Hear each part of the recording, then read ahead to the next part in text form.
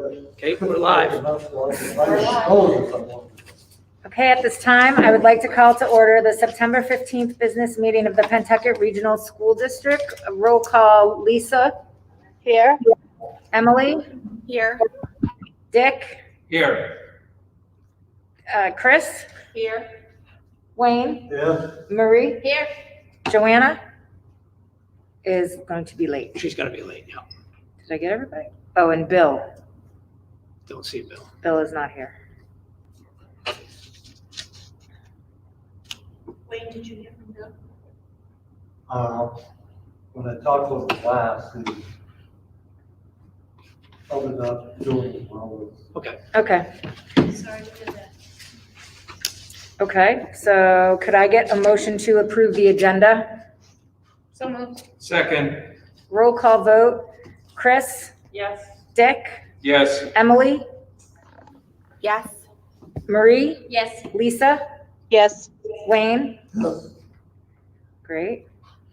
I now need someone to make a motion to approve the business meeting minutes from August 25th, 2020. Move August 25, 2020 business meeting. Second. Roll call vote. Discussion. Oh, discussion? Discussion. So in the second paragraph, when it talks about the school committee self-evaluation, it's this, sorry, the school committee evaluation approval, second paragraph. On what page? I didn't write that. I think it's Oh, page two. it's the second page. Yep, page 2. So it said, I did a compilation, reviewed the goals, and then the second paragraph makes it sound like I was the one who said that, but it's actually the results from. Okay. So if we can say that Mrs. Redding shared the results that, I think just that whole paragraph has to be reworked a little bit, because it wasn't me, it was the compilation of everybody's results. Okay.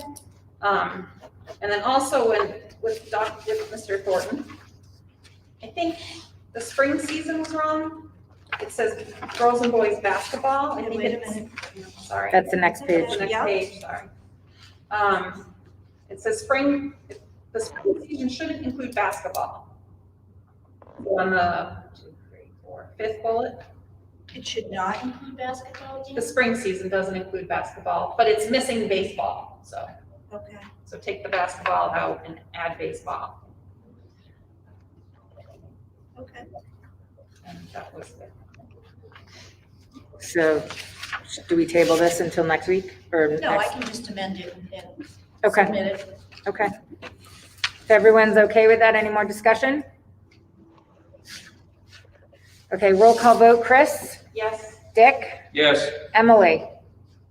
Yeah. Joanna? Oh, sorry, she's not here yet. Marie? Yes.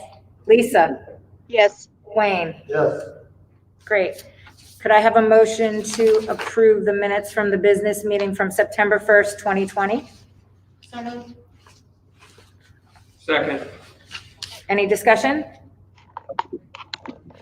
Roll call vote. Chris? Yes. Dick? Yes. Emily? Yes. Marie? Yes. Lisa? Yes. Wayne? Yes. Great.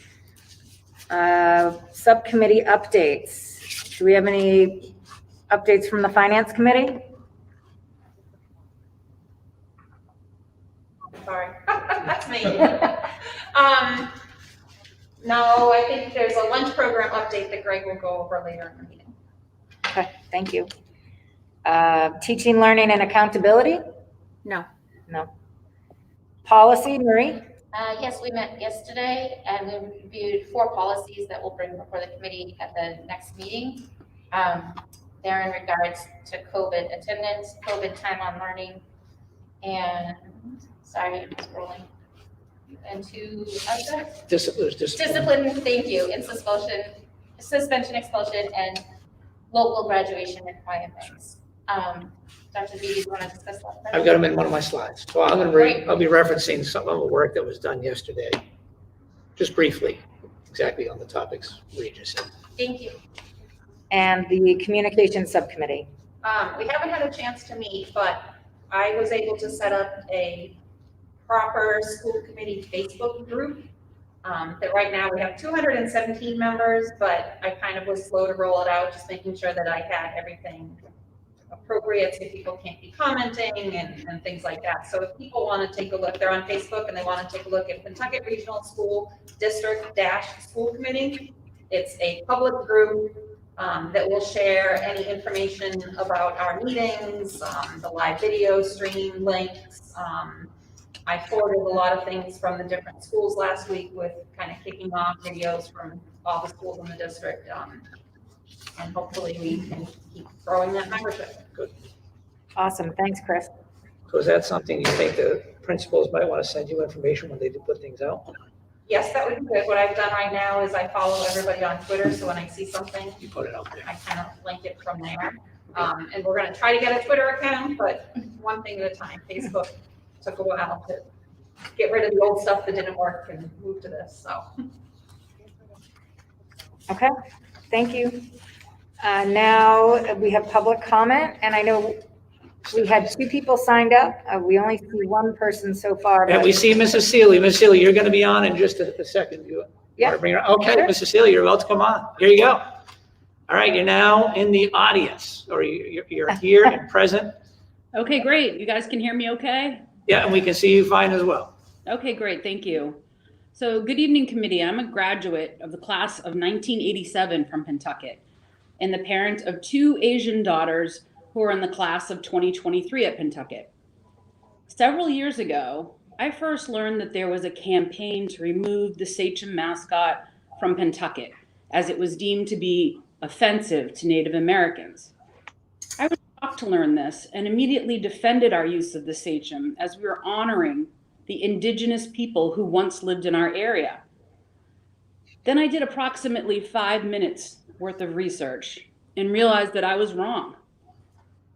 This board has heard from countless students, alums, teachers, as well as Native Americans as to why we need to retire the Sachem mascot.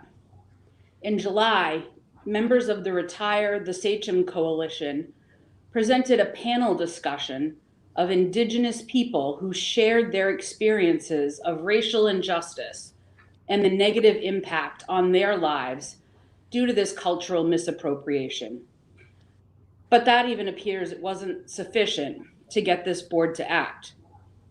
Since June 1st of 2020, 24 school districts nationwide have acted to retire their racist school mascots. 24 school districts who were all coping with developing a comprehensive plan to open their schools during a pandemic. Does Pentucket have challenges greater than any of those districts that prevents it from making a decision? I suspect not. As a parent of non-Caucasian children in a community that is overwhelmingly white, I am keenly focused on racial inequality issues. When Lynn Denault spoke at a past meeting about protecting her child from the pain associated with living in a community that dehumanizes their Native American heritage by continuing to use a racist mascot, I was assured this committee would then act. How could our school knowingly endorse racism and cultural appropriation while claiming to denounce this behavior in its classrooms? Section J of the student handbook, Pentucket professes to be an institution that offers an environment free from harassment based on race, gender, color, etc. This statement, however, is resoundingly false in the most blatant way possible with the continued use of the Sachem mascot. Prior commitments to cease using the Native American imagery has been a failure as well.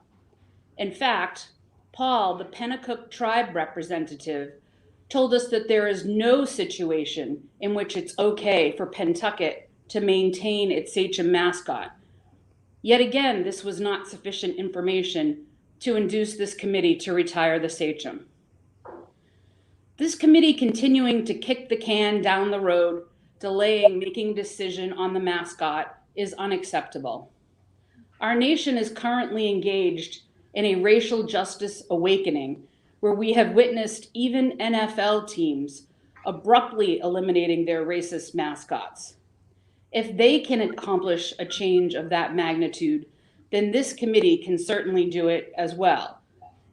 As Martin Luther King stated, the time is always right to do what is right. In closing, the school committee must take action on retiring the Sachem mascot. Additional delays and avoidance are simply unacceptable, and I can assure you that the pressure for this committee to act will not diminish. One day, all Native American mascots will be prohibited by law, and it would be a shame if Pentucket was the last school to make this change. I implore this committee to do the right thing and vote to retire the Sachem and to show our students and community that racism has no place in our district. Let's make this happen before Indigenous Peoples Day next month. Thank you. Thank you, Stephanie. Thanks, Dina.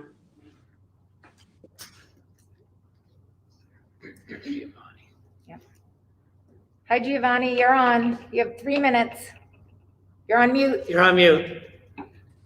Hello, I'm Giovanni Akabuchi. I'm a senior at Pentucket. So I'd like to comment on the mascot issue. So I'm a senior, so I've been seeing the Sachem for the last 4 years. And then I watched the Indigenous speakers back in July, and I saw that they asked us to change it.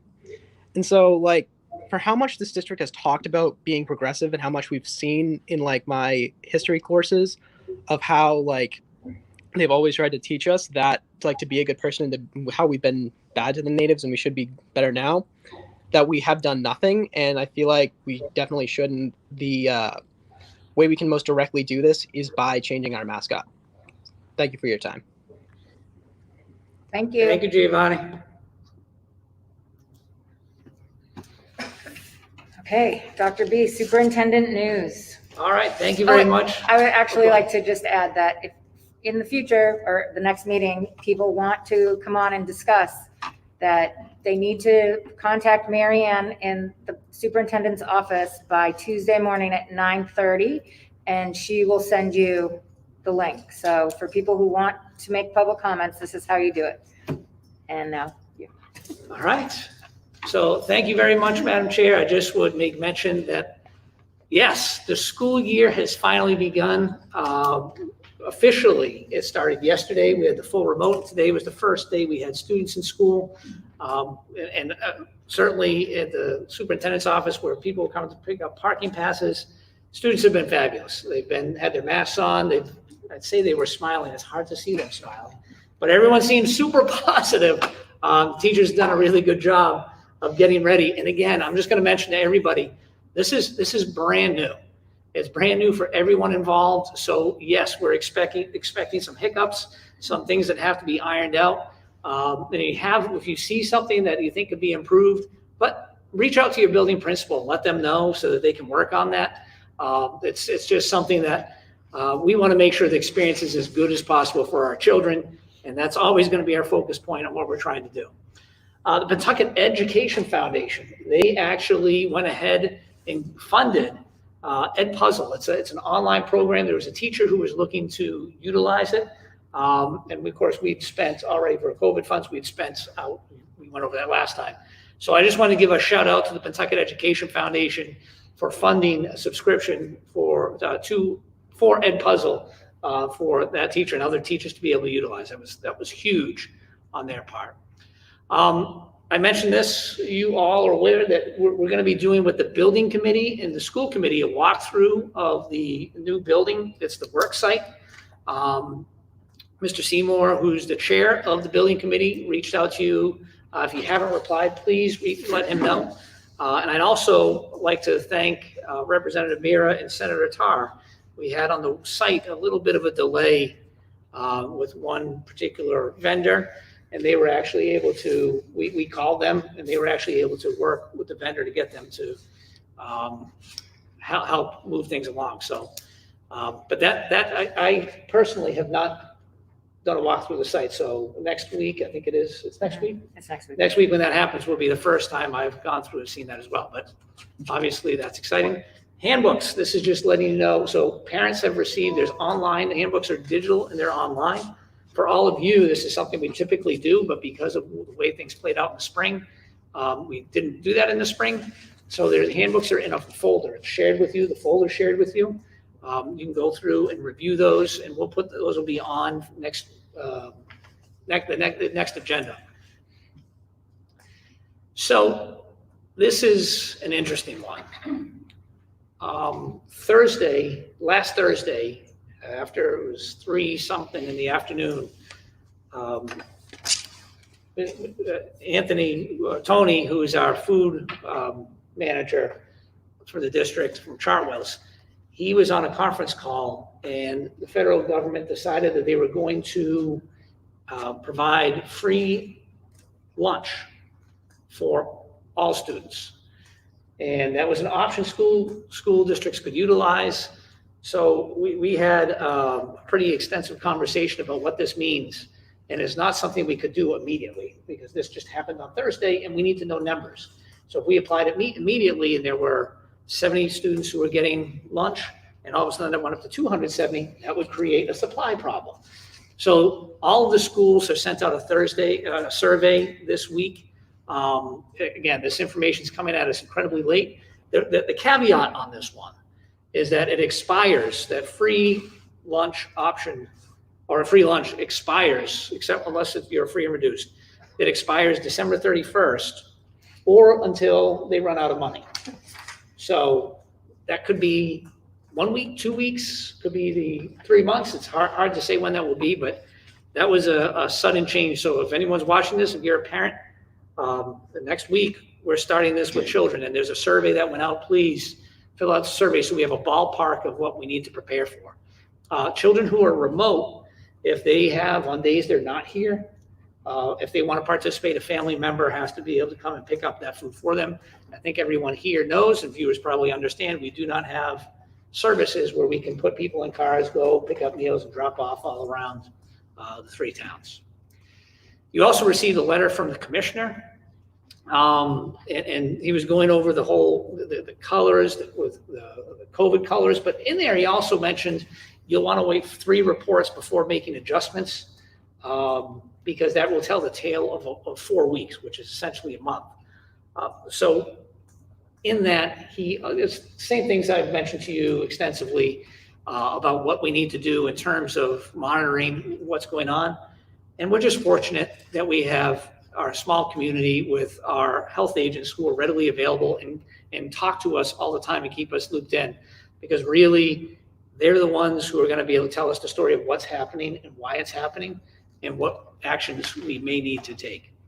The other part in there was regarding athletics, and that in the remote piece, and we're going to be addressing, Mr. Thornton will be sitting center seat in a little bit to go over everything. And of course, we'll have to make a decision on the students who are remote, if they would be able to participate, if they're fully remote.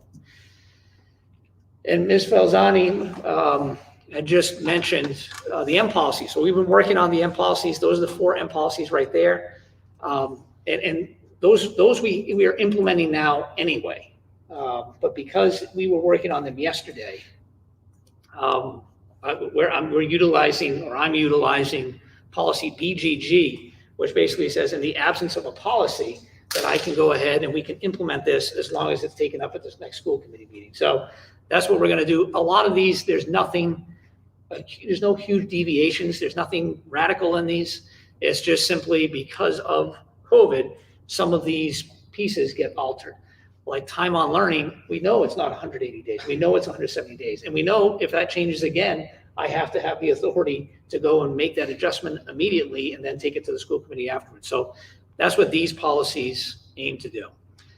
And then the last part I wanted to just bring up was substitutes. I sent out a message today, and for our viewers and for all of you, this is where we have one of our greatest needs right now. When we added teachers to go and help out with remote, a lot of our para educators and are shifted into those long-term sub roles.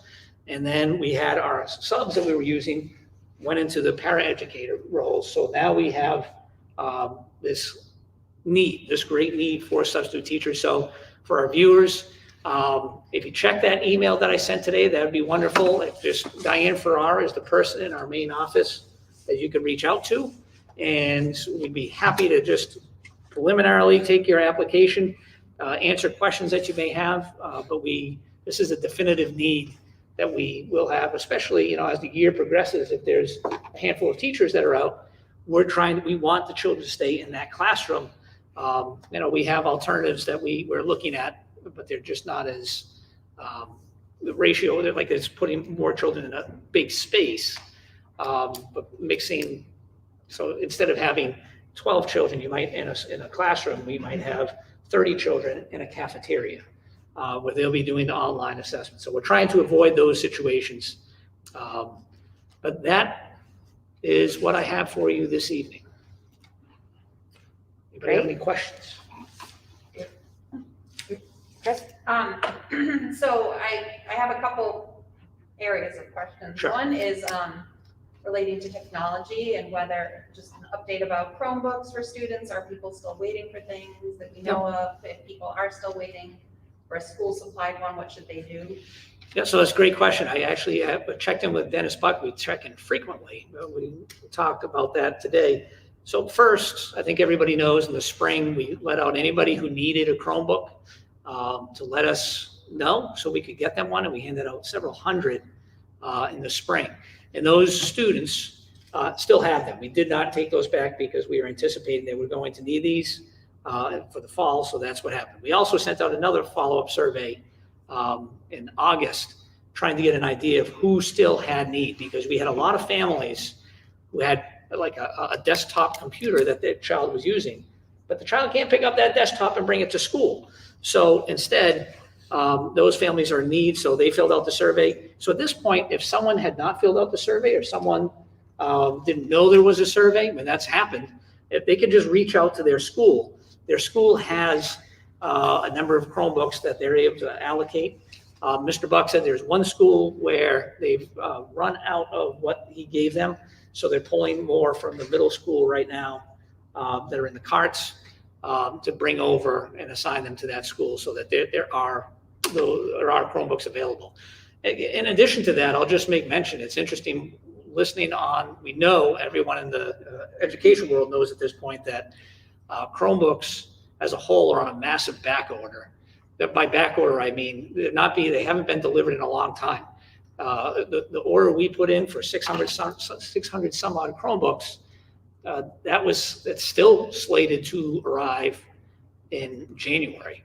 However, we were part of a group that went in with Massachusetts because we know we have a need based on the survey data, and we're looking right now to get 300 Chromebooks. It was supposed to actually be today initially, and yesterday they delayed that a week, and then this morning they delayed it another week. So right now it's listed as on hold, but it's September 30th is the date, and those 300 Chromebooks represent the 300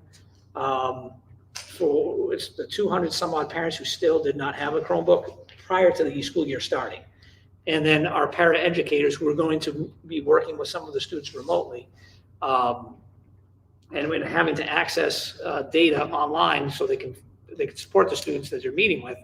So that's where those were going to go initially.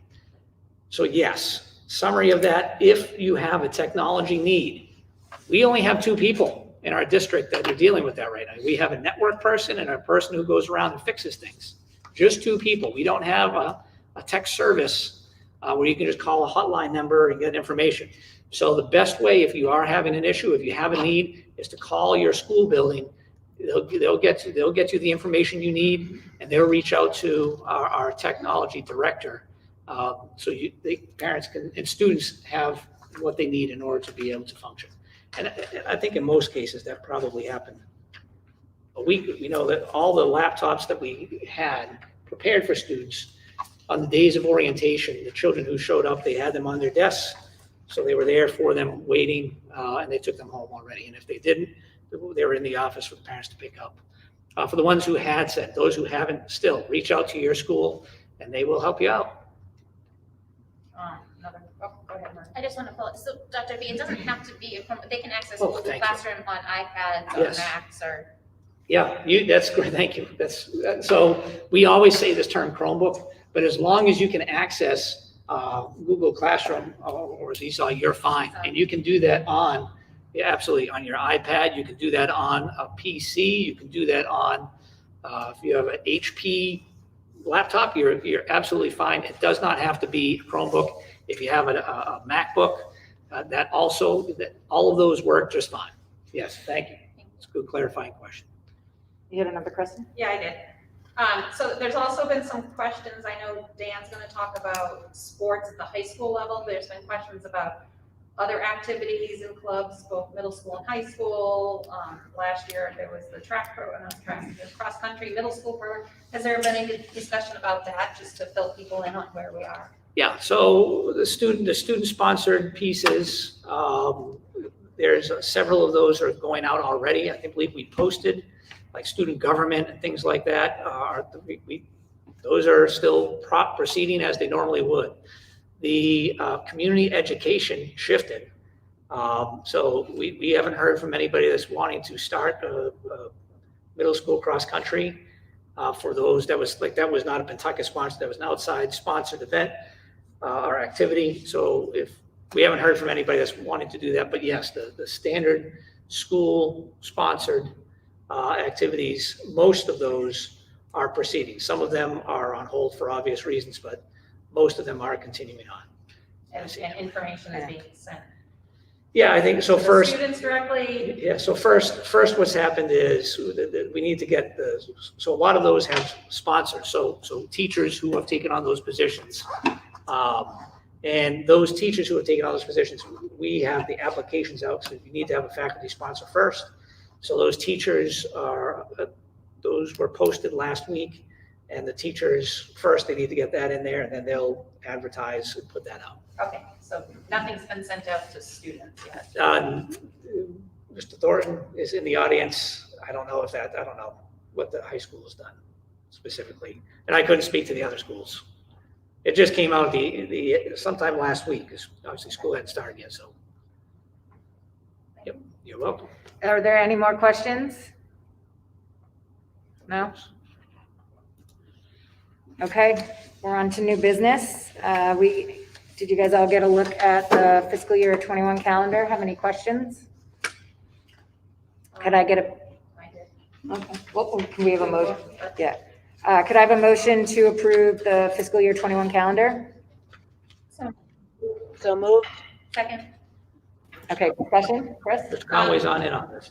So I guess my first question is, with parent-teacher conferences, like, are we actually still going to be doing those? Are we thinking about how they're going to look this year compared to past years? How that might work? Go ahead, Brent. You can. Yeah, so we've had some initial discussions. I mean, ours tend to be more in November and December anyways, and I think we'll end up, I think some places do them in earlier October, and they're planning them to be remote. For us, at that point, we'll sort of see where it goes at this point. Some of them may be, virtual via Google Meet. So I think we'll seek to address that. The open houses will be done virtually, though, and we'll have to schedule those in the coming weeks. And then my other question was the 3 professional development days we still have on the calendar, knowing that those are kind of placeholders right now, but we may need to use them. Is there something that we should indicate on the calendar so that people don't look at it and think, oh, that's free time? Like, to know that those could change, like a little asterisk, subject to change or something. Yeah, so on the calendar, that's where we went and put, could be shifted during the year. Where does that say that? It's in the middle part. Yeah, our intention was that in the event that we needed to shift to more of a remote model, that we might use them at that point to give ourselves the ability to sort of reestablish and get everyone prepared. The one in the packet did not have that language, which is what I went off of. So Yeah, sorry. Yeah, that's on there. And I think for the viewers, if you're trying to figure out what your child's schedule is going to be, you're going to go on vacation, you just need to understand that at any point, if there's a shift, we could take any of those 3 days, move them, So it's those three at the end of the school year. We could move them to a point the middle of January if there was a shift in what we were going to do in terms of how we were going to function school-wise. And that might be a day or two. And as soon as that happens, the last day of school is no longer June 11th. The last day of school is actually going to be June 15th. And one other thought or remark on that, I know we've had some questions, why are you putting in snow days? We know that we don't need to do snow days. We're doing school remotely. And the answer to that is we're legally required to. So it's in the calendar, not because we don't know what we're doing, but because it's a legal requirement that we have to have that put in there as a placeholder. Just wanted to make that clear for everyone. Marie has her hand up. Right? Why do we have November 3rd on? Just out of curiosity. It's So- election day, right? Yeah, so that's election day, and that was originally was not going to be a student day at all. We use the Sweetser, so we have some of our schools, or one of our schools anyway, gets used as an election site. I think that was on the open calendar. That was one of the discussions. Now, you said the last day of school was when, the 15th? June 11th. And then the 18th, oh, okay. The 18th, if there's 5 snow Oh, days. okay, you said 15th. Oh, I'm sorry. Sorry. Yeah, I was confused. June 18th. So June 11th is June 18th, so the 5 school days, but we know how we think we're going to operate with snow days. Are there any other discussion questions? Okay, roll call vote. Chris, Yes. Dick, Yes. Emily, Yes. Marie, Yes. Lisa, Yes. Wayne. Yes. Joanne.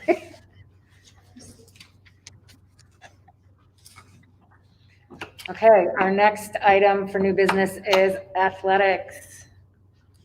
All right, Mr. Thornton, come on up. We got a seat here right for you in the very cozy, Center stage. very cozy center stage, yeah. Mr. Conway, thank you. I'm gonna take you out.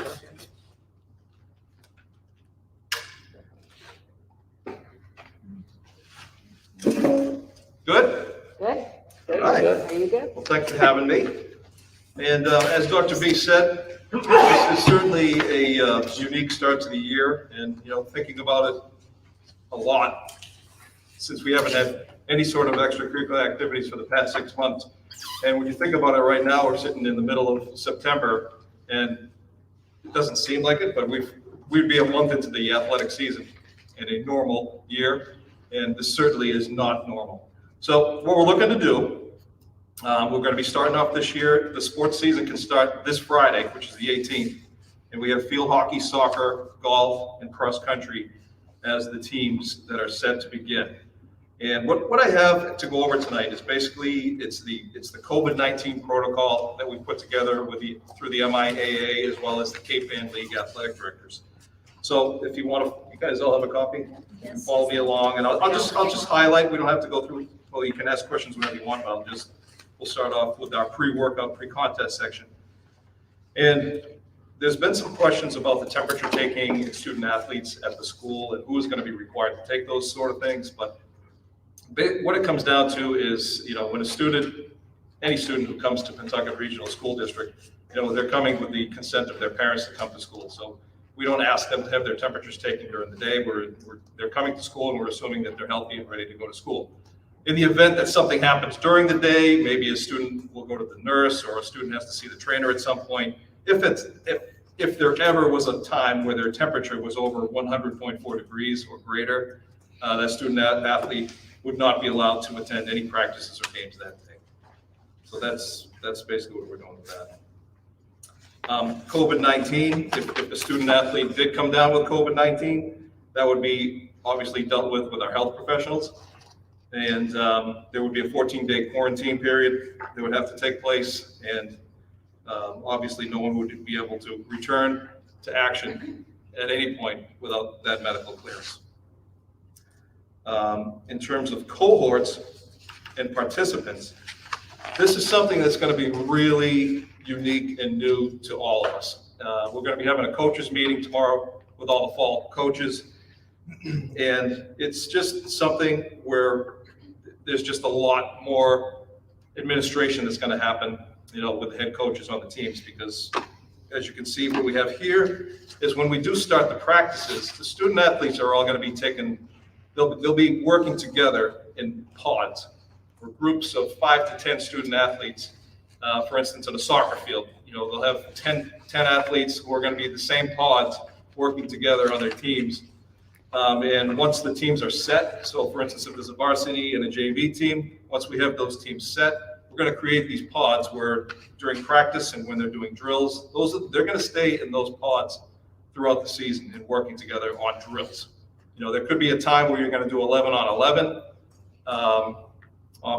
during a practice. That could happen where those pods won't be in play, but we will be working together in the other aspects of practices where these kids will be working together in the pods, and it's going to be documented by the coaches. Question. Yeah. When you've talked to the folks in the Cape Ann League, has there been any clarification of soccer players staying within 6 feet of each other, meaning you now have 22 offensive players on the field? There's more clarification that's coming actually daily. There was another meeting today, and I have not seen the update as to what it is, but I know that there are going to be instances, obviously, they're competing. So Okay. when there's an open ball and it's in play, and if 2 students are going for the ball, there are going to be instances where student athletes are going to come into, within 6 feet certainly, and also in contact. They will come into contact with each other. It's bound to happen. There's no way you're going to play any sort of a competitive game without it happening. Okay, thank you. Cohorts as well will be done on the buses. So when a Pentucket team travels to whichever school we're going to for an away game, match, event, students will have an assigned seat, and they will be using that seat for the entire season. And I have another question, please. Yep. For those sports that have a great deal of participation, and I'm thinking of cross country,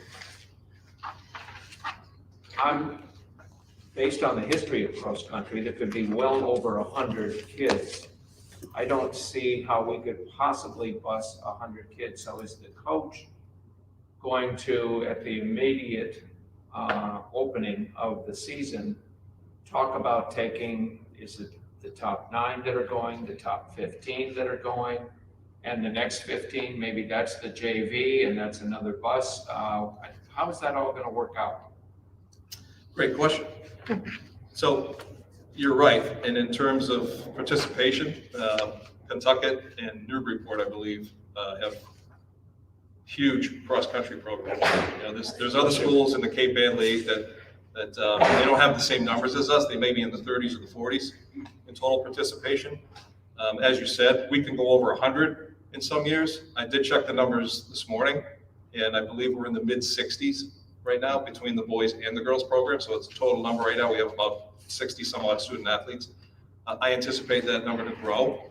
I think it'll get bigger in the next couple of days. With that being said, the way it's set up right now for a varsity meet, which will just be against one other team, it's going to be 10 male and 10 female racers. So your top 10 will be racing in the varsity meets, which will give us 20 as well as 3 coaches. There's your 23 that can fit on one bus. That's been agreed upon with the league, and the rest of the student athletes who will participate will be JV, and we will also have JV meets, with their participating Cal schools. And we're just trying to be creative, especially with schools like Newburyport and Pentucket, where we do have so many athletes, so that we can get them an opportunity to run in races as much as we can. So even if that means Newburyport and Pentucket, we're lucky or fortunate to have close proximity. If we can do a couple of those, add even a couple of matches if we need to do that, so that we can get all the student athletes an opportunity to be able to participate. Not only they'll be practicing every day, which is fine, but it's able to compete in a match, in a meet, and giving them the opportunity to do that, which is important. But even staying on that note, this is a really different year. So student athletes and coaches are typically very, very driven to the point where they're out there to work with the student athletes, and we want to make them the best that we can. you know, and a lot of emphasis obviously is put on winning, especially at the varsity level. And they'll talk about the states and, you know, the Cal championship, all that other stuff. That's all great. This year, we're trying to get the kids out there, and we want to get them out there to compete. And, you know, we do have a schedule that we're working on right now. And for instance, soccer possibly have 10 games. Anything could happen. I mean, we see what's going on in Linfield, where they may have a 2-week time where they're down. They may not be competing right away, so they may have to wait 2 weeks until they start. So, you know, maybe they get 8 games, or maybe they get 7 games. But 6 or 7 games or 10 games, it's really gravy for us right now. To give these kids an opportunity to go out there, it's, you know, it's not like no one's going to win a state championship this year. They're not having that. They don't have those sort of things. So at the end of the day, if we can get these kids an opportunity, I think if they go out there, they get 6, 8, 10 games, they're going to be pretty happy about that. Locker rooms are closed for us. We are not allowing locker rooms to be open right now at Pentucket. The MIAA has a 50% capacity rule, which you could have if you want to. At this point, we have decided to keep our locker rooms closed, so we will not be in the locker rooms. Benches, the same thing. We will not have benches out at practices as we normally do. We're just trying to keep those away in the sense that we're not going to have students congregating or sitting down together. They'll be available at the games, but they'll be much more socially distanced and spread out. So in a typical sideline, you know, there's usually a certain footage. These will be much more expanded so that student athletes will have an opportunity to be socially distanced from each other. And also the teams will be put on opposite sides of the field, which is something that you don't normally see in a soccer team or a soccer game that you'll see out here at Pentucket. The teams will be on the same side and the fans may be on the other side. This year, we're going to have the teams on opposite sides of each other. Practice fields is, we have a 25 player limit. So we can't put more than 25 student athletes out on a particular playing surface at one time. So, you know, it's a little problematic. We just have to get a little more creative, I think, with some of our practices. We can have 11v11s, for instance, in soccer. But a lot of times where you might have a varsity and a JV team practice together, that's not going to be able to happen, you know, depending on the numbers, which will probably be no, because you're talking over 30 at that point. So, you know, we're going to have to get creative in how we do that. We'll make sure we schedule the practices so we do not exceed that limit. It shouldn't be a problem. Personal items, which we have here, we're going to work strongly with the student athletes to make sure that they bring their gym bags and they keep everything in their gym bags. I don't think that's a huge concern for us. The student athletes are pretty used to bringing backpacks with whatever they have in it. And I don't think we usually have things strewn all over the place. So we just have to make sure that they keep, if they have an extra pair of sneakers, for instance, and they're changing into their cleats, we're just going to ask that they keep those sneakers inside their bag while they practice. And all the bags, we're going to ask them to keep 6 to 10 feet apart. Where are the bags going to be stored? In the lockers or? No, this is just in terms of like soccer practice, for instance. So when the kids will come out with their gym bags, when they get out to the field, you know, they'll walk out onto the field in sneakers, and then they may, you know, when they get out, they'll put their cleats on, and they might have, you know, a gym change. bag will go with them. Yeah, the gym bag's with them, and they just leave it. You know, they usually just throw it on the sidelines, but it's usually all together if you come to a practice. Now we're going to ask it to be specifically spaced. Okay, thanks. Yep. Huddles. Huddles in the terms is more of the terms of like a practice where the coach may say, you know, bring it in. We're going to talk about something. Those are not going to be able to be happening. We're going to have to keep, again, 6 feet distance as much as we can. Handshakes, the same thing, which could be a little difficult. You know, the student athletes, they get pretty jeeped up and jazzed up when they get a goal or something happens. They want a fist bump. They want a high five. You know, we've got to stay away from those as well. Spectators, as of right now, the Cal has recommended that no fans be allowed at any games. We're going to do this for the first 2 weeks as a trial to see how it looks. And then perhaps we'll switch that and change it. And there's a few different issues that go on with fans. And it's a lot of it is if you go to the the beginning of this document that we have to really be careful in terms of contacts at events. So if, in the event that something ever did happen, we're gonna need to document who was at the games. So if at any point the fans are allowed to come to a soccer game here in Pentucket or a field hockey game, we're gonna need to have some sort of a form made where we know who's there. Because in the event something happens, we're gonna have to go back to that sheet and be able to contact whoever we need to contact. What else do we have here? Media, yeah, that's usually an addition. Masks, big one. So how do you play soccer? How do you play field hockey? How do you run a cross-country race in a mask? And the answer is, we don't know. We've never done it. But we have to. So masks are masks. You know, we're all getting used to the masks. The students are at school, they're getting used to the masks. So far, it's going pretty well. I'm sitting here at school committee with my nice new mask. Looking real nice. I don't need a mask break right now, but we're gonna be wearing masks. So, you know, the student athletes, when they come out to practice, they're gonna wear a mask. When they're golfing and they get together with their partner at the country club for their match, they're gonna wear a mask. In certain sports, they do have guidance in them, and they do have some areas where there are some times where they can momentarily remove the masks. For instance, in a soccer game, field hockey game, if no one is within 10 feet of them during the competition, they will be allowed to momentarily take their mask off.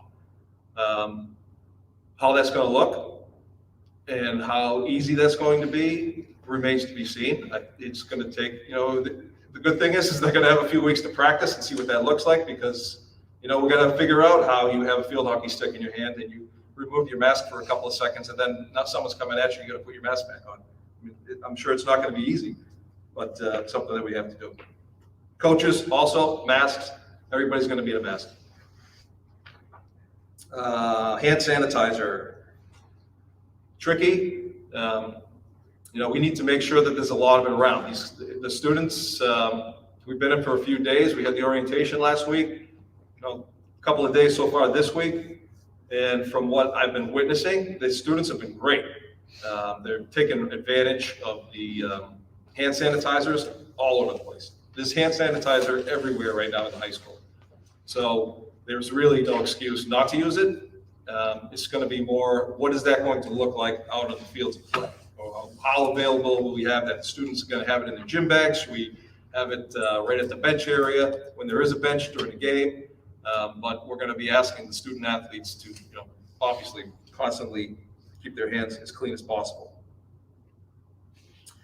The rest of it, you know, pregame introductions, you can see this here. You know, usually you'll have a meeting before a field hockey game, or, you know, the boys and the girls will get together at a cross country, or the coaches meeting, captains meeting with the referee in a soccer game before.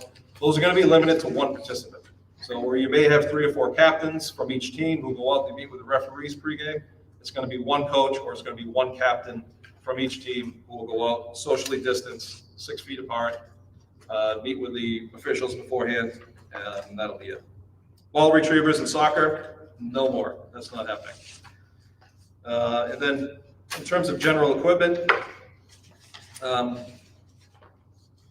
we're going to focus that you got to use your own things. So, you know, if students have their own soccer ball, they certainly can bring it. They're going to have to take it away when they finish practice. We do have soccer balls at the school, which we will be able to provide. Still, we have that. We're good for that. We checked on that. And we will be sanitizing coaches. We'll be sanitizing all the equipment after every single practice. Students, which we're really going to try to get on, is to sanitize everything that they have. And, you know, that's going to be an area where we're going to need a lot of help. We're going to need moms and dads back home checking on gym bags.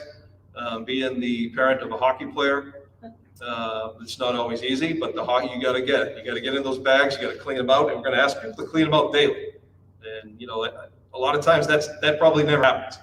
And, you know, we're going to ask student athletes to be on this. We're going to ask parents to be aware of this as well, so that we can check the bags and make sure that everything is clean.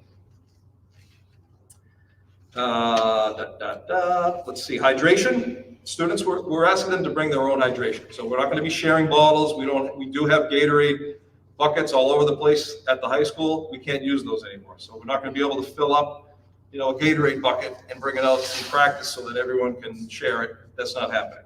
We're going to ask everybody to bring their own waters. Hopefully they'll have enough. And the coaches will be working, obviously, with the student athletes to make sure that they get proper hydration. It's key. It's a very, very important thing. And that's something that we can help out in a little bit, where we do have some vendors who have helped us out in the past with some water supplies, but it's not something that we can readily share. We're not going to be able to, again, put those into a Gatorade bucket. It may be something that we have gallons that student athletes can take on their own, but they're going to have to keep that gallon themselves. It's going to be theirs. Would it be helpful if the student athletes that bring their water bottles put a piece of tape and their name on there? Absolutely. Because the likelihood of similar water bottles, I mean, there's only so many colors and designs out there. I'm thinking that that's something maybe the coaches could share. Yeah, and that's something to certainly watch. And, again, when we talk about what it's going to look like today, it probably will look a lot different in a week or 2 weeks. And, student athletes are student athletes. And I can see, running hard and taking a quick break. I want to go get a drink. Student athlete's going to go over and grab their water, take a sip, and then throw their bottle towards their gym bag, where it's going to be like, all right, you got to grab that bottle and unzip your bag and put it in your gym bag and then zip it back up again. So no one's going to grab that. But yeah, again, it's something that we're going to have to learn, and it's something that we're going to have to watch, and it's something that the coach is going to have to be aware of. Gym bags are here. COVID-19 coach, you can see that it's recommended that a school has a COVID-19 coach who is responsible for all COVID-19 concerns, and you'll be happy to know that that's me. I'm a COVID-19 coach. So, Figured. if anybody's wondering, now you know. Gym bags, pretty self-explanatory. We talked about that. And again, student athletes do come with quite a bit of things. A lot of the student athletes, when they go to school, they're going directly to practice. So we're going to get out of school at 2:15. Practices could start as early as 2:30, 2:45. So they're basically going right from class out to the soccer field. They're going to have their books or their homework, their phones and whatnot inside these bags. So we're just asking them to keep track of all that. Their computers. Their computer. Can I ask a question about that? Sure. Go ahead, Emily. So the locker rooms are closed and the kids still have the same amount of time to get from their classes out to their practice. Are we setting them up to be able to get there safely dressed, or are they going to end up now jammed in the bathrooms because they're all trying to get out of their school clothes and, get their shin guards, get their shorts changed, get their whatever it is they need on. And now we have taken away, I get we don't want them crammed in the locker room, but nor do we want them crammed in the restrooms, which are No, that's smaller. a great question. And, it's something, again, where what does this look like a week from now? Is this even possible? Like, what are we doing? Like, this is something maybe we have to revisit. And locker rooms it's a big one, really, because they're closed. Right now, they're closed. And I understand that half of the school is not in school. So when you have your A's and your B's, half the school could be there and the other half are coming from home that day to go to practice. They have that luxury of being able to get dressed at home, and then they're going to get to their 3 o'clock practice all set to go. Student athlete at the high school who's at school that day is either going to be coming to school, in their shorts, ready to go to practice that day, which I don't know how practical that is. Or they're going to be hitting a restroom at some point and just changing into their gym clothes, their practice clothes to get out, or the game clothes to get onto a bus. Right. So I guess I'm wondering if perhaps we might, whoever's decision that falls under, if that's you or whoever, to revisit maybe even just the locker rooms for the athletes in the cohort that are in school that day or something like that. I mean, not every, they're not changing on the bus. They're not changing at the school they get to if it's a game. Like I just want to make sure that we're not putting undue stress on them either. Obviously we want to keep them safe. That is for sure first, but like they have to have a place where they can get ready and not have to feel like, oh, it's the end of the season. But I've got to wear my shorts because otherwise I know I'm not going to be able to get from my last period class. I have to ask my math teacher a question and get to, practice on time. Like that's not, I feel like I just want to make sure we think through all of that part too. Yeah, no, it's a valid point. And, one of the things we're also talking about, and it'll be a point that I make tomorrow in my coaches meeting, is again, this isn't a normal year. So in terms of like practice starts at 3:00, you just got here at 3:01, now you're in the doghouse, you're going to be running sprints or that's not going to happen. It's we're in COVID.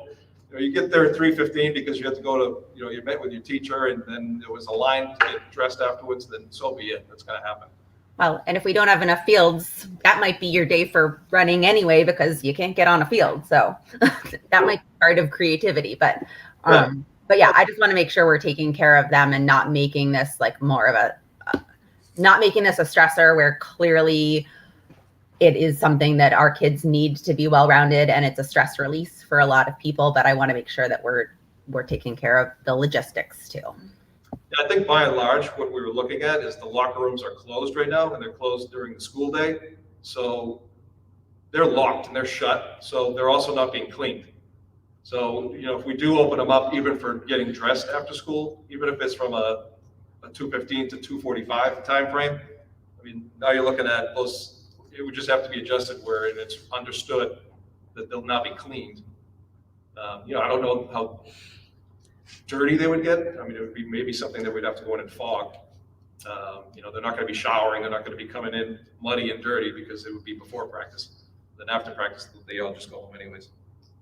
But certainly one of the topics that is I'm very aware of it, and I'm really going to pay close attention to it because it's something that I think we need to, and it's a worry of like, how is that going to look? As I recall, part of that conversation, the challenge was if you have 50 student athletes on your team, you're counting them go in, who's monitoring what's happening inside the locker room and making sure the distance is appropriate. We know in the bathrooms, we're limiting it to only 2.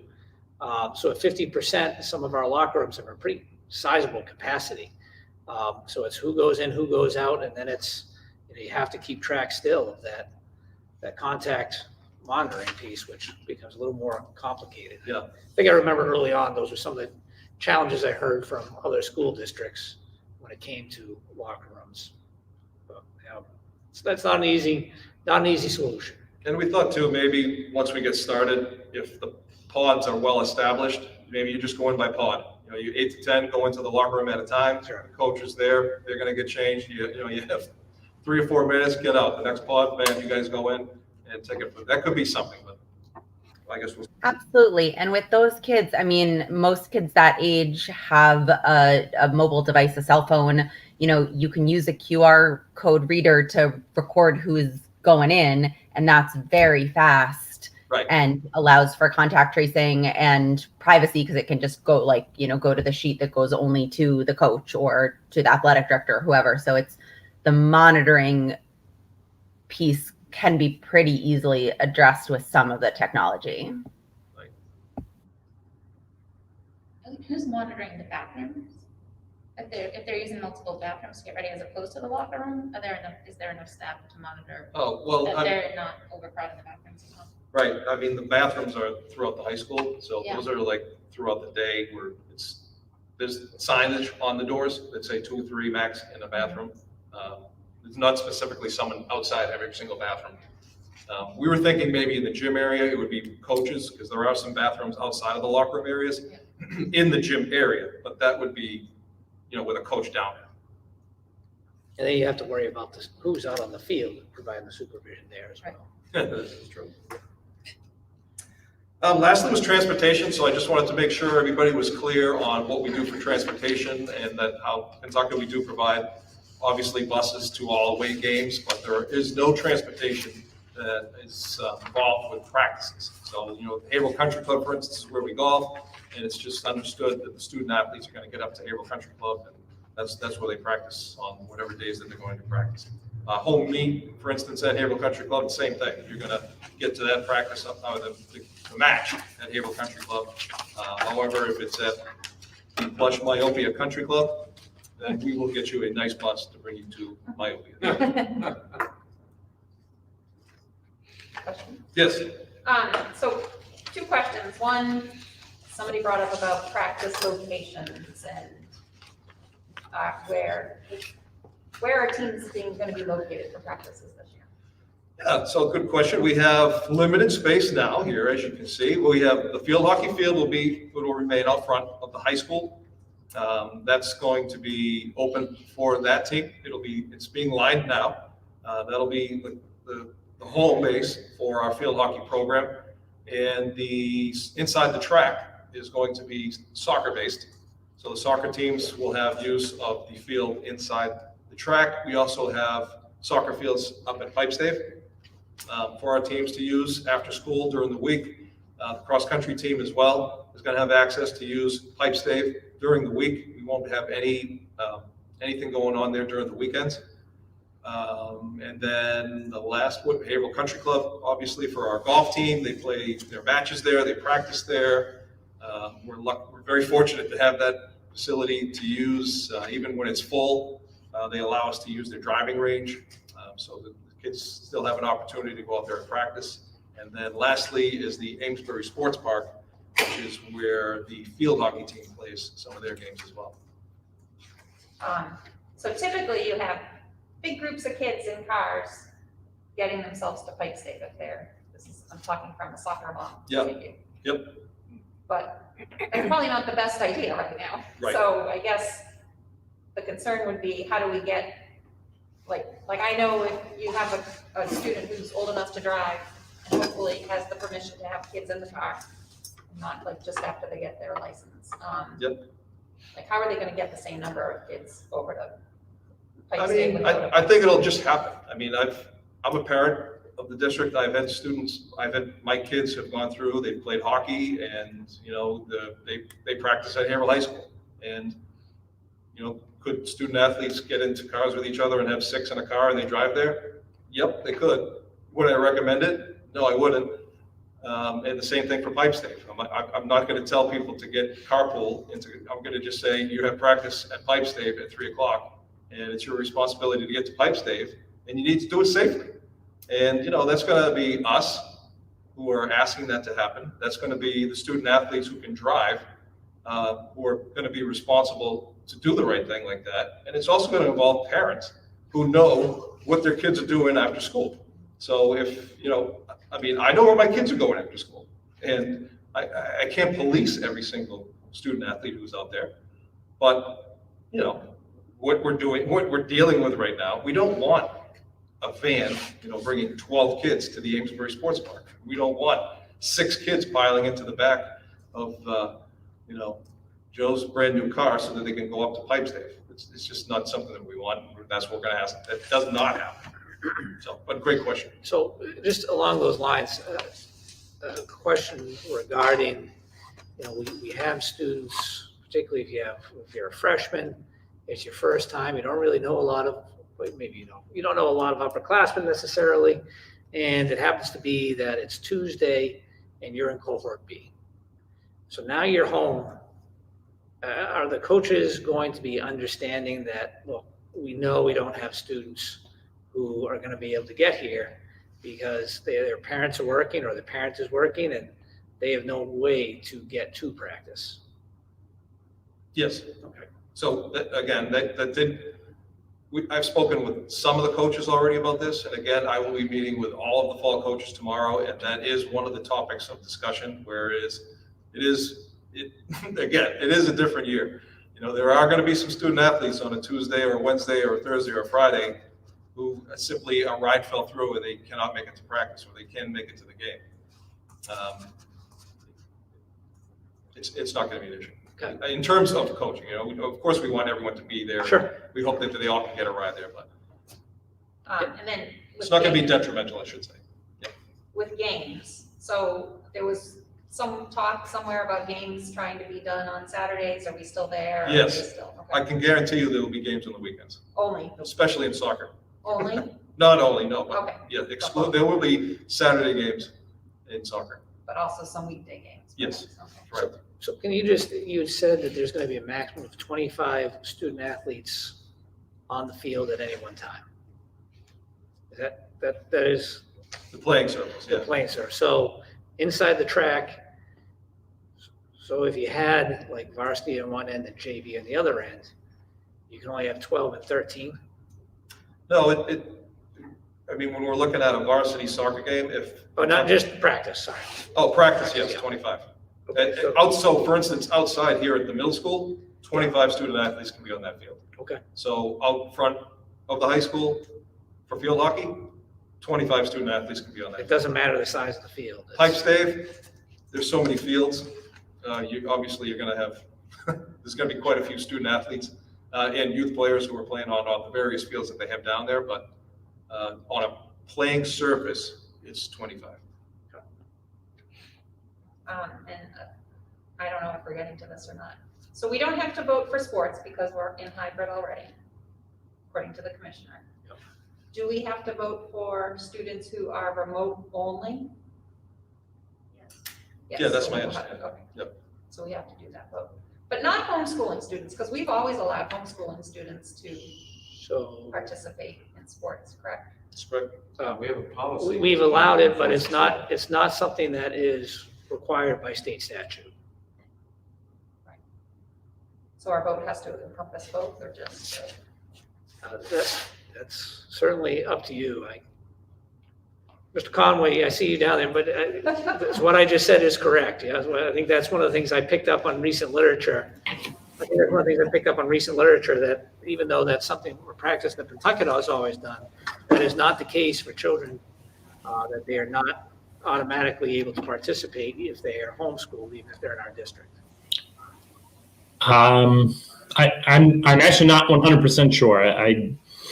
I can look into it for sure. I don't know if you recently heard it. I think that's why. Yeah. Okay. This recent legal piece that came out from Okay.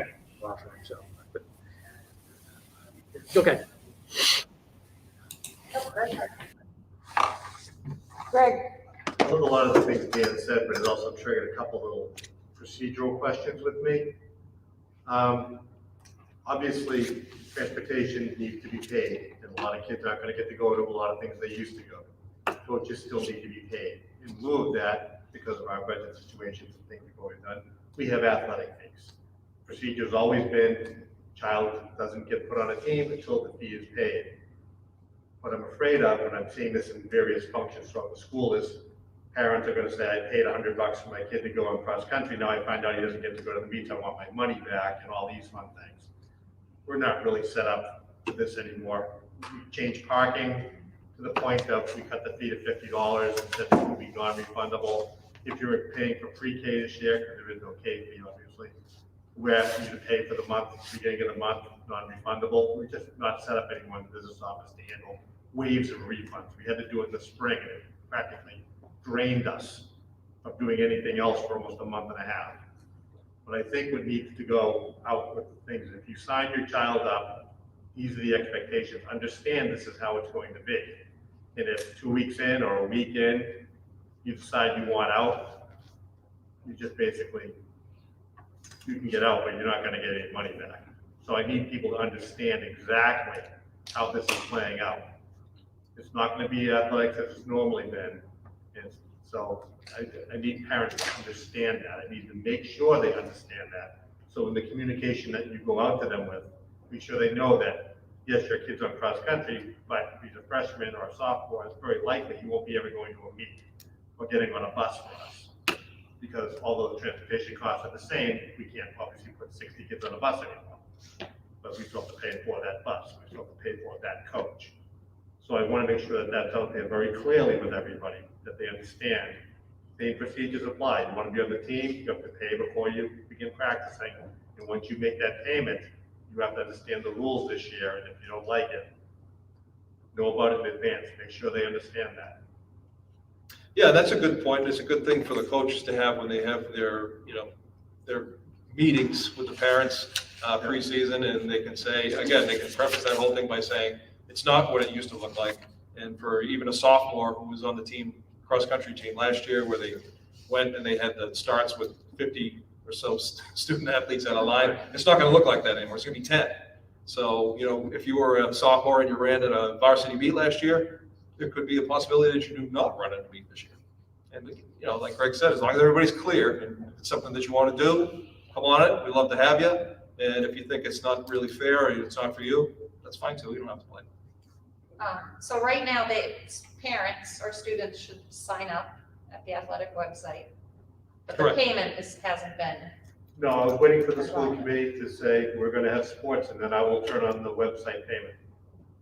And if they send in a check, send it to the high school office, or some people who don't want to use a credit card.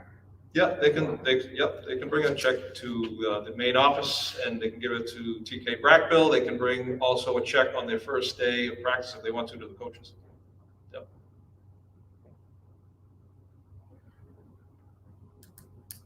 Okay, does anyone else have any questions? Yeah, Yes, Wayne? I'm just throwing this out. In the past, there's been individuals, we've been somewhat lax on the first day of practice in all sports. They not only have to have their payment paid, they also have to have a signed physical.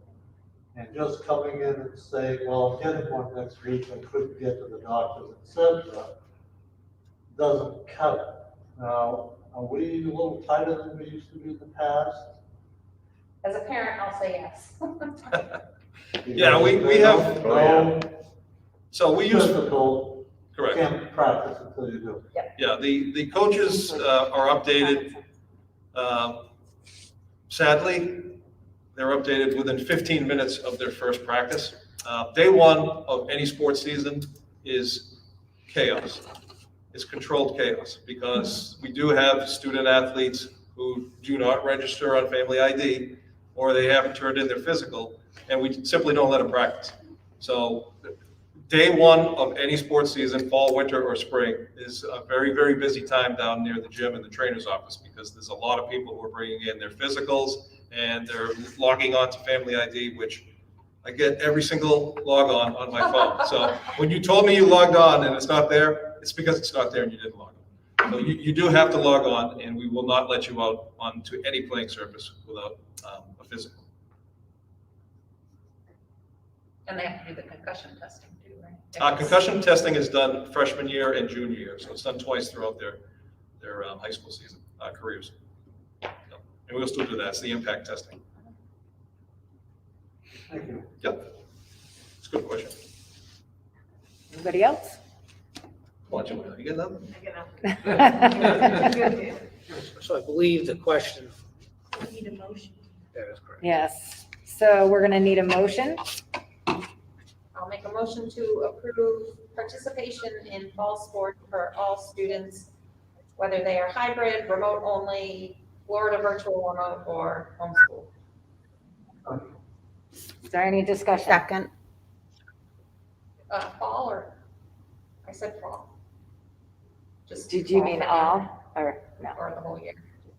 Maybe we should do it by I will season. amend my own motion to say, however, just Kentucky. Get rid of fall. FY21. And that covers all. Students. School year. So did I hear it correctly that all students, regardless of what their parents and the students have decided to choose, have the option of participating in athletics? So I heard that correctly. Okay. Yes. I think the concern that I have is I've never been terribly in favor of 100% remote, but I respect the parents' decisions on behalf of their kids' safety to go remote, 100%. I get that. What I don't get is if you, as a parent, have already decided to go 100% remote because of health issues, why would you compromise that on some athletic field?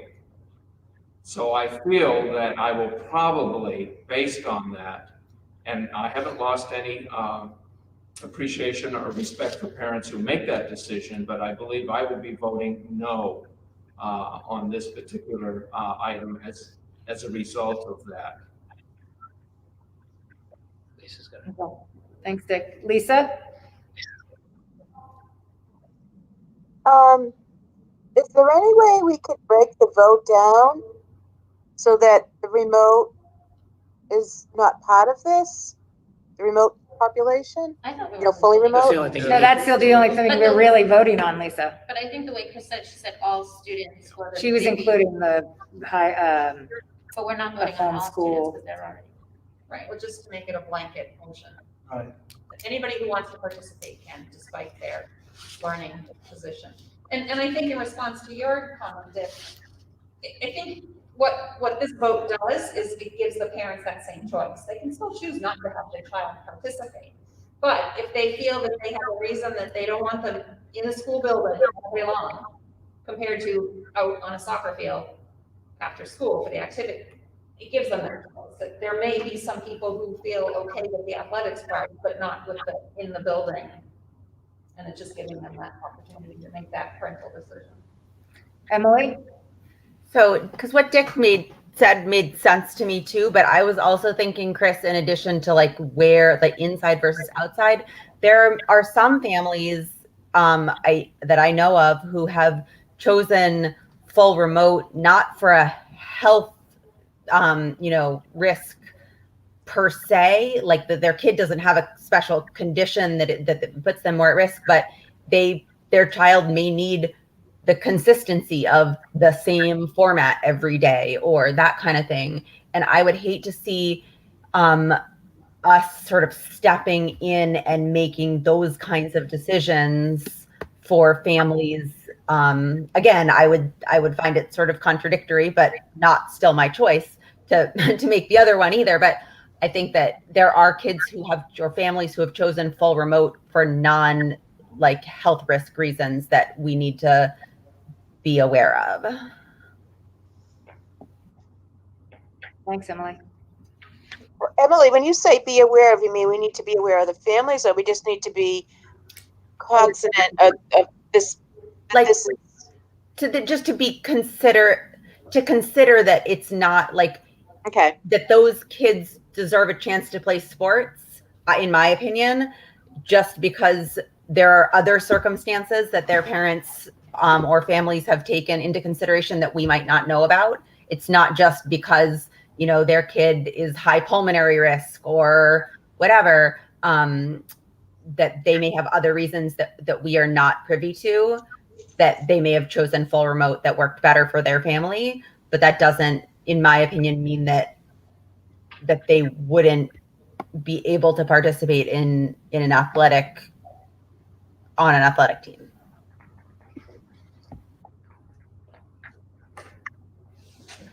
Anybody else? Okay, so we are voting right now to the 2021 athletic season to allow all students to participate, whether they are remote or not. Roll call vote. Emily? Yes. Lisa? yes, Chris? Yes? Wayne? Yes. Dick? No. Joanna? Yes. Marie? Yes. And I'll vote yes.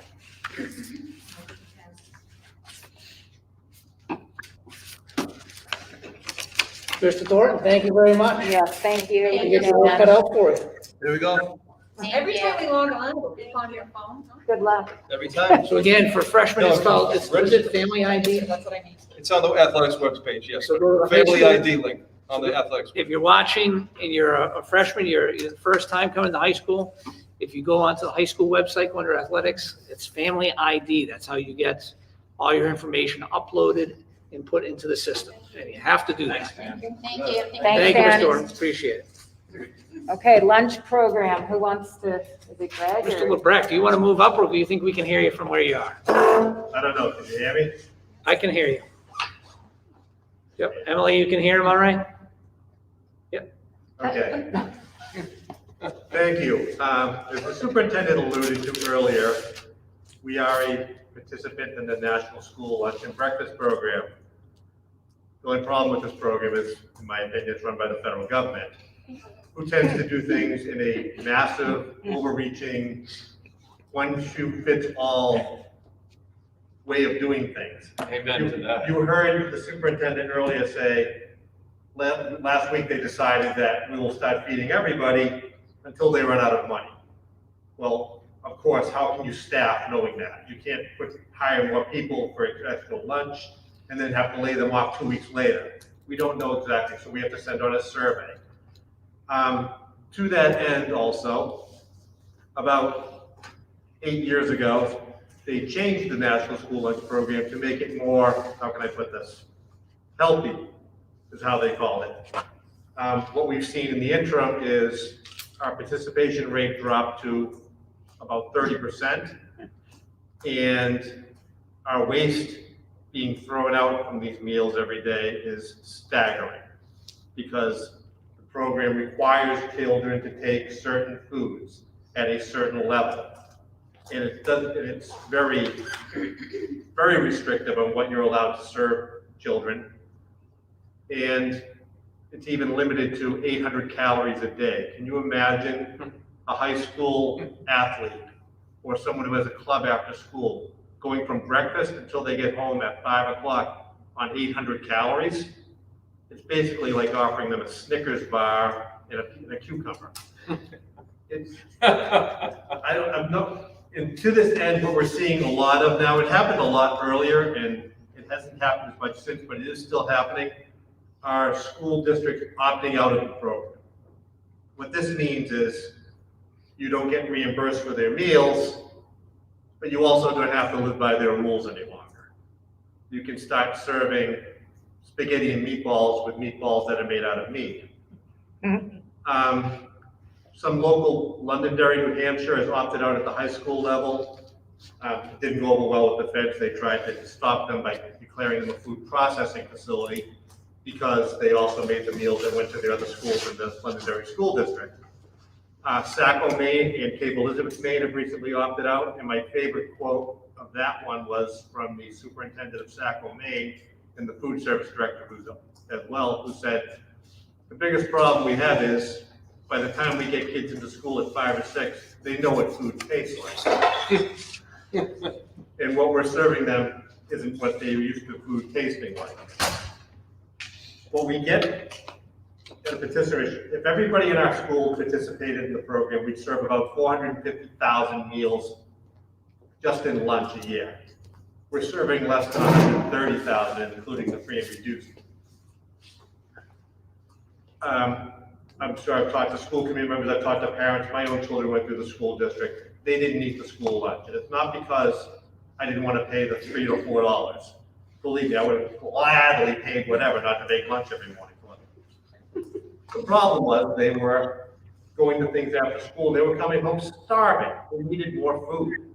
And actually they needed food that they would eat, not go through the line and get a little burrito, an apple, and a piece of cucumber, which they threw away the apple. It just wasn't working. So I guess what I'm saying is, with the new school coming online, where we have the ability to go and actually start cooking food again and take a look at it, I should preface, what we get from the federal and the state is about $150,000 a year in reimbursement. So what I would like to do is just begin the process of investigating leaving the program, to send out surveys to see how parents would feel that, Maybe going back to something like, we probably remember when we were children, going to school, and you looked at your menu, it was like hot turkey sandwich day, and you had a soup, or you could have the sandwich, or more limited offering, a salad bar, where they didn't say, you realize they had to take away salad bars because they couldn't monitor the kids, they might take too much lettuce and cross the 800 calorie limit? It's really become an onerous program to deal with. It's almost taking up a day of my week dealing with all their reports and their regulations, and they're changing their mind from day to day. Again, you heard the superintendent say last week, it's been 10 different changes in the last month. You're gonna do this week. No, change our mind. You're gonna do this. It's really become a problem. And I would just chime in that I worked in a school where we specifically hired a staff in the cafeteria that they cooked the food. The other school districts were not able to do, the other schools in the district were not able to do that. They had to go and do what we're doing now. They had to heat everything up. I will tell you, our participation in nutritious meals, our participation exploded, and it wasn't just the participation of the students. We had faculty and staff, they started consuming it as well, because it was good. You'd walk into the school and it was good. And I'm not belittling the program. I think the federal program has certainly a purpose. And I just think for our community, I think we can do better for our children. I think we can do better for our families. I think we can do better for our staff in terms of what we're able to provide. And this is by no means this isn't trying to make money. This isn't trying to lose money. We're trying to get a point where this is level, but we are providing, we are cooking our food, creating and cooking our food, as opposed to taking whatever it is that's frozen, heating it up, and then handing it out to students and mandating that they take certain items. And when we left that model, the cleanup crews would always have about 100 oranges each day that were either thrown away or left on the table because the students have to take them. And it's just, we're better than that. We are better than that. So, So I anyone guess have any questions or? Yeah, I'll take questions. Wayne? I don't have a question, but I don't see any harm in investigating the whole process and coming back later on. There's no problem in fact, if you come back on, we discuss it again and wait because you've come up with all sorts of information about it, monetarily and otherwise. Then even if we decide to go with the program, I would like to think that we could, if it didn't come to our expectations, either monetarily or taste or whatever the reason, that we're able to opt in the following year. But this all be part of your investigating, that you'll come back to us with. Yes, I'll take a look. I'll work with the food service director and determine what a normal menu would cost, how it may affect meal pricing, whether it's an option to just do it at the middle high school with the new building and stay in the program at the elementary school. You're allowed to do all these variations within the program. But I said, the bigger concern I always had is the children really aren't eating the food, and the food that they do get isn't enough. So that was, sorry. Oh, no. That was gonna be my question, is we would still stick with having a food service provider like what we Yes. have right now. Oh, sure, we can pick the They model would we just like. have more flexibility in their menus and stuff So I like think, that. and I think the other important part on that is children who are free and reduced would still receive a free or reduced meal. That would not be eliminated just because we would leave the program. That would still be in place. So if my child was receiving a free lunch, a free breakfast, they would still be receiving a free lunch and a free breakfast. The one thing it does do though is allow the application process to be Scrutinized. become our own, become Yes. scrutinized. Right now, it's whatever application someone sends in, you're not allowed to question anything. Unfortunately, in these three towns, they're small and we tend to know each other. Sometimes you look at those applications with a wry eye, so to speak, but you can't do anything about it. Understood. All right, thanks, Greg. Okay, and now on to our last item of new business, which is the mascot, the sachem. We mentioned back in June that we were going to take up the issue of the sachem once school got started in September. But with everything that's been going on, pandemic and the opening of school being delayed, we wanted to let everyone know that we are not intentionally pushing this out, but we will be voting on this next month. I don't think people realize the countless hours we've spent planning and coordinating and answering emails. And, to say it's been overwhelming is an understatement. So we've been concentrating on getting the students back and teachers back to school safely. Now that we're in the first week of school, we are focused on working on all the kinks that go with it. I do want to say that Dr. B and I met with the Sagamore Squaw, Paul Pulio and his wife, who run the tribe, to which the word Pentucket is associated with, and we had a fantastic talk. Dr. B and I are going to be putting together a presentation, and we'll be sharing all of the great information that we discussed with them. In the meantime, I would appreciate everyone being patient. Like this pandemic, things are shifting constantly, and we need to shift with it. Thanks to all who have reached out with the insight and opinions regarding changing the mascot. I know some of you are disappointed this decision's not being made faster, but this process will not happen overnight. And if we're going to retire it, it most likely will have to be a phased approach. And that being said, does anyone else want to chime in? Any opinions? Chris? Just wondering what the target date that you guys are thinking about to take this up again? It's next month. That is the target date. Just in the month? Or In the month, yes. It will be during a regular It'll business be meeting? during a or regular is that business. its own separate? I mean, we would like to be able to have a forum where both sides are present and can discuss, because that's the democratic way. But we're going to, invite people to talk, and hopefully people show up and we'll decide. Because I understand the frustration, like we've received emails from people and stuff, that I don't want to just keep kicking this down the road and it's not brought up because something else comes up. So. No, we're just trying to get through this month and get out all the kinks. And I would just say, based on our meeting with the Sagamore and the Sagamore Squaw, I think we have a lot of very positive information to share. I think that it was an extremely productive conversation. We raised a lot of the questions that people have been bringing up in meetings because they're really important questions. And it was Andy Murphy who actually was able to make that connection for us, and he was in on that meeting as well. But it is something that we want to get addressed. It's going to be addressed, and I don't know if it's going to be the October 6th. Is that the next 5th? Maybe. Whatever that Tuesday is. But yeah, and so there have been some concerns from some concerns regarding, I think one of the school committee members brought this up, that when we're doing this virtually, we might have to do this virtually, and that's doesn't allow everyone to have a voice that may want one. So again, we're going to go the same process in terms of, or it's up to the chair, but in terms of how public comment is going to work. But we've certainly heard from all sides, and I think, again, a lot of those issues that were raised regarding the mascot, we had those conversations with the Sagamore and the Sagamore Squad. We're excited to share those because I think their perspective caught us off guard. Yeah. So it was an excellent conversation. Emily? So can I just request that perhaps on the day that we're having this be our topic, that it be the main agenda item?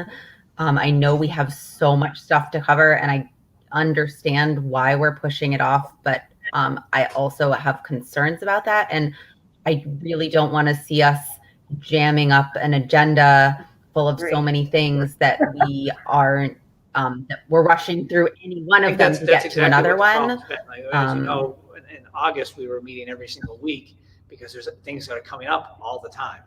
But yeah, what you said is exactly why, right now is not that, like the athletics, here we are just over an hour and a half in, to have this go on. It's a very important conversation that has to be had. You want to make sure everyone's voice has been heard, that wants their voice heard. So yeah, that would be ideal. But in all full honesty, I don't know what's going to happen between now and October 5th.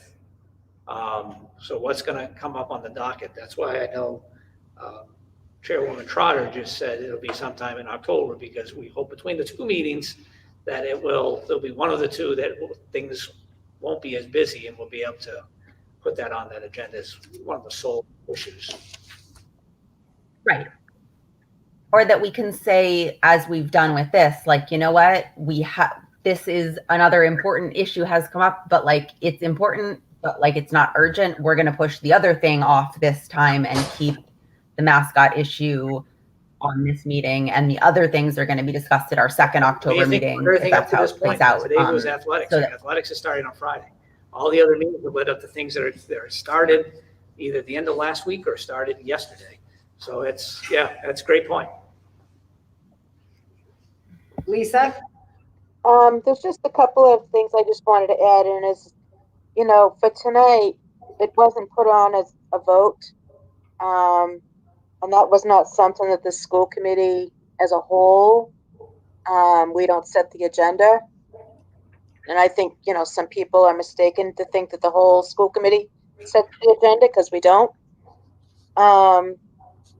So I hope that, when it is on the agenda in October, it's on for a vote and not just discussion again. It will be. Okay. And if I know that anything can come up in the next day or the next week or the next month, but I think, if we have a lot of super important things come up in the next few weeks, in regards to COVID or what have you, that if we have to do a special meeting, if the school committee would take that into consideration. I was going to say, if we have to have a special meeting in October for this, we will do so. Okay, thank you. You're welcome. Anyone else have any questions, comments? Okay, we are going to go into executive session now, and we will not be back to discuss strategy with respect to collective bargaining or litigation. If an open meeting may have detrimental effect on the bargaining or litigating position of the public body, and the chair so declares. Roll call vote. So we'll make a motion. Motion, Executive yeah. session. Could I have a motion to go into that? Okay, roll call vote. Chris. Yes. Wayne. Yes. Dick. Yes. Joanna. Marie. Emily. Yes. Lisa. Yes. Okay, thank you, everyone.